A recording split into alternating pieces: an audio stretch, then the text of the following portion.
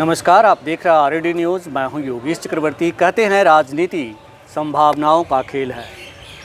यहाँ कभी भी कुछ भी हो सकता है। इस पेशे में ना तो कोई किसी का दोस्त होता है और ना ही दुश्मन, तो सब कुर्सी का खेल है। और बिहार में इन दिनों ये खेल देखा जा रहा है। जी हाँ, कहा जा रहा है कि जल्दी ही कांग्रेस आरजेडी का दामन छोड़ एकला चलो की नीति पर चलेगी और आने वाला विधानसभा चुनाव से पहले कांग्रेस पार्टी आरजेडी से अलग हो जाएगी। और आज पटना में राहुल गांधी ने इसका संकेत दे दिया। संकेत तो उन्होंने पहले भी दिया था, लेकिन आज विस्तार करके उन्होंने इसका संकेत दिया, जिससे ये लग रहा है कि आने वाले दिनों में महागठबंधन तार तार हो जाएगा। हमारे साथ सीनियर जर्नलिस्ट अरुण पांडे जी हैं। आइए इनसे बात करते हैं। सर, आज दूसरी बार राहुल गांधी ने जातीय गणना पर सवाल उठाया। इस जातीय गणना के साझेदार आरजेडी भी थी। कैसे देखते हैं आप इसे? आरजेडी भी सेंसर थोड़ी आरजेडी असहज है भाई। जो नीतीश कुमार और लालू प्रसाद, या लालू प्रसाद के सुपुत्र हैं तेजस्वी, जो तब उप मुख्यमंत्री थे और अभी विधानसभा में विपक्ष के नेता हैं, और जातीय सर्वे पर जो सवाल उठा रहे हैं, जातीय सर्वे की विश्वसनीयता पर सवाल उठा रहे हैं, और वो कहते हैं कि हम तो पूरे देश में जातीय सर्वे करा कर रहे हैं, लेकिन वो बिहार वाला जातीय सर्वे नहीं होगा, ये भरोसे के लायक नहीं है। इसको उन्होंने इस पूरे जातीय सर्वे के आंकड़ा को ही खारिज कर दिया और आज फिर उसी सवाल को उठाया। कहा कि भाई हम तो तेलंगाना वाला जातीय सर्वे जो हुआ है और जिसकी जितनी आबादी जितनी हिस्सेदारी, उसको हम ईमानदारी से लागू करेंगे। अब पूरे देश में भी जब जातीय सर्वे कराएंगे तो आरक्षण की सीमा को तोड़ेंगे। तो एक और राहुल गांधी जो लोकसभा में विपक्ष के नेता हैं, कांग्रेस के पूर्व अध्यक्ष हैं, मुझे लगता है कि अब एक सोच बनी है कि कांग्रेस को अपने पैर पर खड़ा करें। आपने देखा भी दिल्ली के चुनाव में, लोकसभा के चुनाव में आप और कांग्रेस साथ लड़ी, वो काम नहीं आया, एक भी सीट नहीं, दोनों पार्टी जीती, 7 सीट जीत गई वहाँ बीजेपी। और अभी विधानसभा का चुनाव दिल्ली में हो रहा है 70 सीटों के लिए। 3 प्रमुख पार्टियाँ वहाँ लड़ रही हैं आप फिर से सत्ता में आने के लिए। तीसरी बार अरविंद केजरीवाल सीएम बने, इसकी जंग लड़ रहे हैं, कोशिश कर रहे हैं। और बीजेपी सत्ता में वो 27 साल के बाद जो सत्ता में से हट गई है, वनवास को तोड़ने के बाद फिर सत्ता में आने की कोशिश कर रही है। और कांग्रेस, जब शीला दीक्षित वहाँ मुख्यमंत्री थी और उसी से अरविंद केजरीवाल ने सत्ता छीनी थी। अब उनके सुपुत्र संदीप दीक्षित अरविंद केजरीवाल की दिल्ली के इतिहास में सर हम आपको बता दें कि शीला दीक्षित जो है ऐसी मुख्यमंत्री थी जो काम करने के लिए जानी गई, और कहा जाता है कि दिल्ली यानी कि चमकाने का काम शीला दीक्षित ने ही किया है। बावजूद इसके काम करने के बावजूद वो हार गई थी और सब इसको लेकर काफ़ी हैरान भी हुए थे।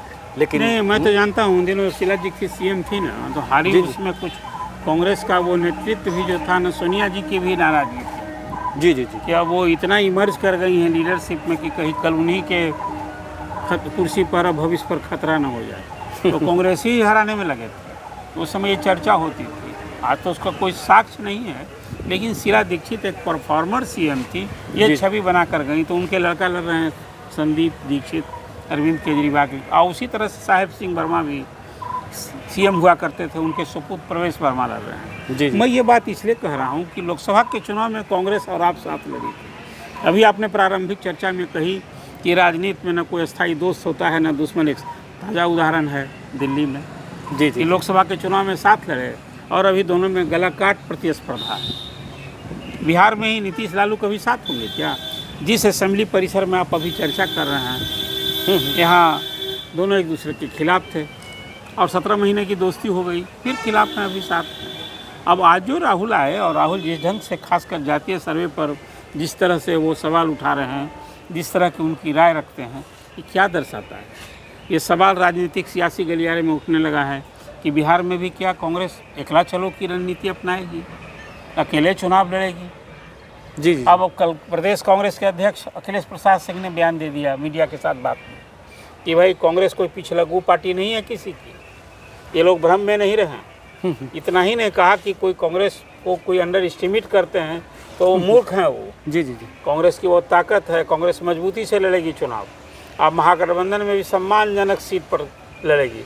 ये कहना उनका था कि पिछले चुनाव में, विधानसभा के चुनाव में कांग्रेस को 71 सीट मिली और वो 19 विधायक जीते। तो खासकर राजद नेतृत्व बड़ा इसके चलते मलाल रहा कि कांग्रेस को यदि हम 50 सीट कम सीट लड़ाए होते तो हमें बहुमत खुद मिल जाता। जी जी। अब आज उसी उधेड़ बुन में लगता है कि कांग्रेस को इस बार 71 सीट तो नहीं मिलेगी, 35-40 सीट मिल सकती है। लेकिन और सर अभी मुकेश सहनी के आने के बाद आखिर मुकेश सहनी किसकी सीट लेंगे? जी, मुझे लगता है कि राजद जो पिछली बार 144 सीट लड़ा था, मैंने पहले भी चर्चा की थी, तो वो 130 से 40 तो लड़ेगा ही। और इस बार मुकेश सहनी अति पिछड़ा है, एक अति वो डिप्टी सीएम का चेहरा के रूप में भी राजद लड़ेगा। तो कांग्रेस की सीमा औकात घटनी है। तो अभी से ही कांग्रेस ने अपना ये रुख रवैया दिखाया है कि वह किसी की पिछलगू पार्टी नहीं है। तो मुझे लगता है कि कहीं राहुल जो अभी स्टैंड दिखा रहे हैं, कहीं कांग्रेस बिहार में अकेले ने चुनाव लड़ने का फैसला लिया। जी जी जी। आम कांग्रेसी चाहते भी हैं जी, कांग्रेस को यदि पुनर्जीवित करना है, कांग्रेस को अपनी खोई प्रतिष्ठा वापस करनी है, तो उसके अकेले सभी सीट पर लड़ना चाहिए। ये तो है स्थिति। बिल्कुल सर, एक बात जो हम समझ रहे हैं कि अगर कांग्रेस अलग होती है और कांग्रेस के जो सलाहकार हैं ज़्यादातर लोग, या कांग्रेस का जो दामन थामना चाहते हैं, वो नेता भी कांग्रेस पार्टी को या कांग्रेस आला कमान को ये संदेश देते हैं, ये कहते हैं कि भाई आप जो है अकेले अपने दम पर खड़े होने की कोशिश करें, तभी कांग्रेस आगे बढ़ेगी। खास करके हम पप्पू यादव की बात कर रहे हैं। उन्होंने कांग्रेस का दामन थामने के लिए अभी एड़ी चोटी का जोड़ लगा रखा है और उन्होंने भी कई बार कहा, इस बात का संदेश दिया कि भाई कांग्रेस अकेले चलेगी तो ज़्यादा अच्छा है। मुझे लगता है कि राहुल गांधी को अब समझ में आ गया कि किसी का हाथ पकड़कर हम आगे नहीं बढ़ सकते, न तो राज्यों में बढ़ सकते हैं और न ही प्रधानमंत्री बन सकते हैं। अभी समझ में आ गया है कि नहीं तो हम नहीं कहेंगे, इसलिए कि समझ में आ गया होता तो फिर जिस ढंग से धकिया दी वहाँ तृणमूल कांग्रेस ने वेस्ट बंगाल में, जी जी जी, अंतिम तक कोशिश करती रही कांग्रेस की तालमेल हो जाए।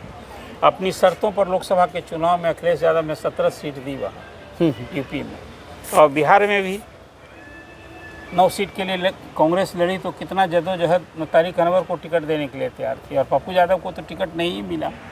पप्पू यादव का एक तरफा प्रेम है कांग्रेस का। इसमें एक बड़ी खास बात है कि कांग्रेस में जो पदधारक हैं, एमएलए और एमपी हैं ना, वो चाहते हैं, उनका राजद प्रेम है।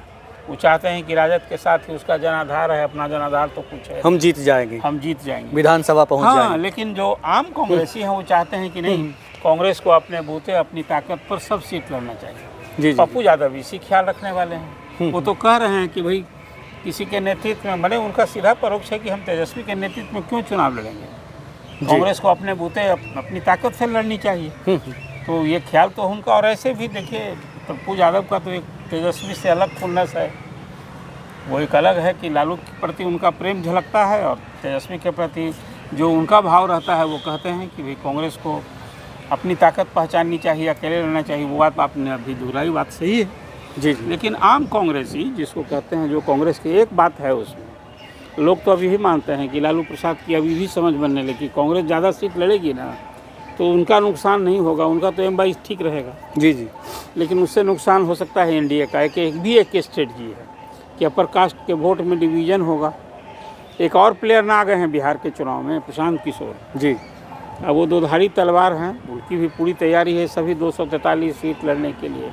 और उनका पहला लक्ष्य है कि भाई हम पहले तो जो यहाँ मुख्य विपक्षी दल है राजद, उसका लालटेन है चुनाव चिन्ह।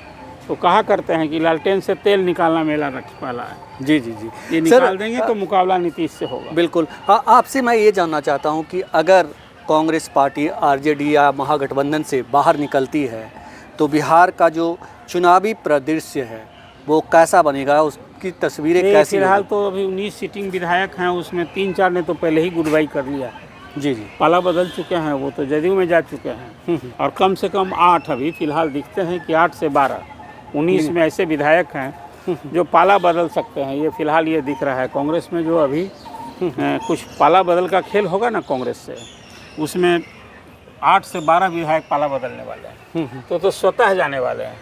दूसरी बात है कि अकेले लड़ेगी तो फिलहाल 19 सीट तो नहीं मिलेगी। हाँ, सभी विधानसभा क्षेत्रों में कांग्रेस का झंडा लहलता दिखेगा, दौड़ता दिखेगा। तो आने वाले दिन में भविष्य सुधारने के लिए, संवारने के लिए लड़ेगी नहीं तो वोट परसेंटेज कहाँ से आएगा? लड़ेगा नहीं तो जीतेगा कैसे? मतलब लड़ना तो पड़ेगा ही। ये इस रणनीति पे राहुल गांधी लगता है कि चलना चाहते हैं। मैं ये जानना चाहता हूँ सर कि अगर कांग्रेस अलग हो जाती है तो फिर ये आरजेडी के लिए कितनी बड़ी चुनौती होगी? मैंने आपसे कहा अभी, लालू प्रसाद की स्ट्रेटजी देखिए, कांग्रेस के प्रति राजद का जो प्रेम है ना, वो सिर्फ इसलिए है कि मुस्लिम वोट ना बटे। और मुस्लिम इसलिए वो उनका तो वोट एक तरह से कहिए स्ट्रेटेजिकल होता है कि जो बीजेपी को हराएगा। 18% यहाँ मुस्लिम वोटर्स हैं। और एक नया दावेदार आ गया है अभी AIM में, वो भी इस बार टारगेट करेगा, इसलिए कि AIM के 4 विधायकों को राजद ने मिला लिया था। तो कुल मिला करके मुझे लगता है कि राजद के लिए तो साथ रहने में ही है, खासकर वाम दल उनके लिए ज़्यादा भरोसे के सहयोगी हैं। जी। इसलिए लालू प्रसाद उसमें कुछ अपनी ज़्यादा ताकत और सहयोग देने के हिमायती होते हैं। और कांग्रेस तो अब कहिए कि पहले जो कभी अपर कास्ट, दलित और मुस्लिम यही वोट समकोर वोट हुआ करता था, और जब से कांग्रेस का लालू प्रेम हुआ तब से वो वोट छिटक कर भाजपा ही हो गया। तो कांग्रेस जिस दिन, इसलिए मैंने कहा, कांग्रेस जिस दिन अपने पैर पर खड़ा होकर अकेले लड़ने लगेगी, इस चुनाव में तो कोई बड़ी उपलब्धि नहीं होगी, लेकिन कांग्रेस खोई ज़मीन के वापस होते हुए दिखेगी ज़रूर, ये फिलहाल मुझे दिखता है। बिल्कुल सर, क्या लगता है आपको, जिस तरह से दिल्ली में कांग्रेस अकेले चुनाव लड़ रही है, अपना खोई ज़मीन वापस चाहती है, उस दिशा में अग्रसर है, तो क्या जिस तरह से राहुल गांधी पिछले 15 दिनों में दूसरी बार आज पटना बिहार की धरती पर हैं और एक तरह से अप्रत्यक्ष रूप से तेजस्वी को भी लपेट रहे हैं जातीय गणना की बात करके, तो कांग्रेस जो है वो मन बना चुकी है कि दिल्ली की तरह हम बिहार में भी अपनी खोई ज़मीन वापस लेंगे, और उसके लिए अभी से प्रयास शुरू कर दिया है? ये हम इसको अभी एक जदोजहद कर सकते हैं। अभी कोई डिसीजन स्थिति नहीं है। अभी तो कांग्रेस के लिए एक राजद ही सबसे अधिक विश्वस्त सहयोगी दल रहा है। शुरू से ही जब सोनिया गांधी के खिलाफ विदेशी मूल की महिला होने के कारण जब विरोध शुरू किया, पार्टी टूट गई, शरद पवार अलग हो गए थे, बिहार से तारिक अनवर हो गए थे अलग, याद करेंगे आप। जी। तो फिर कांग्रेस में हैं, तारिक अनवर MP हैं कटिहार से। इन कांग्रेस का ये जो अभी खासकर राहुल का एटीट्यूड है, ये दर्शाता है कि बिहार के लिए अब वो चिंता उन्हें, अब ये बिहार आ रहे हैं तो नेचुरल कांग्रेस की मजबूती के लिए आ रहे हैं। आज बिहार में 18% यहाँ दलित आबादी है, उसको साधने के लिए आ जाए हैं। जगलाल चौधरी के इस फंक्शन में आने का मतलब यही है, मैं मानता हूँ। तो कुल मिलाकर कांग्रेस बिहार में कैसे कांग्रेस फिर अपनी खोई ज़मीन वापस करे और ताकत बने, अभी फ़िलहाल ये चिंता है। एकला चलो की चिंता ये निर्भर करता है कि राजद यदि पिछले चुनाव के तुलना में 71 से जो उसका अभी दिखता है, जो पिछले दिनों जो पृष्ठभूमि रही है कि सीट घटा करके 50% करे कि हम 35-40 देंगे, नहीं तो आप जो करना है कीजिए, जो बातें अभी वेस्ट बंगाल में जिस ढंग से लाचारी में लड़नी पड़ी, तो फिर तो अकेले लड़ना उसकी मजबूरी हो जाएगी। ये फ़िलहाल अभी संबंधों में, अब यहाँ आए थे तो पिछली बार वो लालू जी के यहाँ भी चने गए थे, वहाँ चूड़ा और हरा चना खाए थे। दिल्ली में बुलाकर वहाँ आप देख रहे हैं गौशाला भी घूमे, गौशाला घूमे थे। तो संबंधों में अभी वो नहीं है, लेकिन एक पार्टी के नेता हैं तो अपनी पार्टी को तो ताकत देंगे ना। तो फिलहाल ये है, और आगे की स्ट्रेटजी दर्शाता है, अखिलेश सिंह का बयान ही दर्शाता है कि वो हम पिछलगू नहीं हैं, अपनी ताकत से लड़ेंगे, पूरी मजबूती से लड़ेंगे, सम्मानजनक सीट पर हम समझौता करेंगे। ये दर्शाता है कि भाई अभी से सीटों को लेकर अब कांग्रेस ने भी बार्गेन करना शुरू कर दिया है कि भैया 41 पर से कम पर, 71 से कम पर नहीं लड़ेंगे। जिस ढंग से राजद में एक अभी जो आवाज़ उठती रही, उस समय तो इतने कमेंट्स आए थे कि भाई राजद के नेतृत्व ने कांग्रेस के प्रति इतना दयावान और मेहरबान नहीं होना चाहिए, तो राजद को बहुमत मिल जाता। तो कुल मिलाकर राहुल का जो ये सारा बयान है, अपनी पार्टी को ही जिसको कहते हैं कि उसमें खाद पानी दे रहे हैं, मैं इस रूप में देखता। बिल्कुल, तो राहुल गांधी कांग्रेस में खाद पानी डालकर उसे फिर से उर्वरक बनाना चाहते हैं, और जब कांग्रेस उर्वरक बनेगी तभी उसमें फसल उगेगा और तभी जो है बिहार में सरकार बनेगी। और ये राहुल गांधी अपने दम पर करना चाहते हैं। ऐसे भी कहते हैं कि राजनीति में कोई अस्थाई दोस्त और दुश्मन नहीं होता है और संबंध अपनी जगह है और पार्टी अपनी जगह। ऐसे में ये कहना अभी मुश्किल है कि राहुल गांधी बिहार में इकला चलो की नीति पर चलेंगे, लेकिन संकेत कुछ ऐसा ही मिल रहा है। फ़िलहाल इतना ही। आप हमें फेसबुक पर फॉलो करें, यूट्यूब पर सब्सक्राइब करें, लाइक करें, शेयर करें और कमेंट्स कर अपना महत्वपूर्ण विचार और सुझाव ज़रूर दें। धन्यवाद।